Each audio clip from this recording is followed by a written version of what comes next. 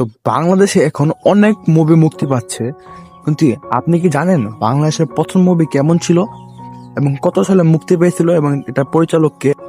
আজ আমি আপনাদেরকে বলবো বাংলাদেশের সর্বপ্রথম মুভি কোনটি এবং কত সালে মুক্তি পেয়েছে, মুভিটির বাজেট কত ছিল এবং মুভিটি কত টাকা আয় করছে। এই সব কিছু জানতে পারবে তোমরা এই ভিডিওতে।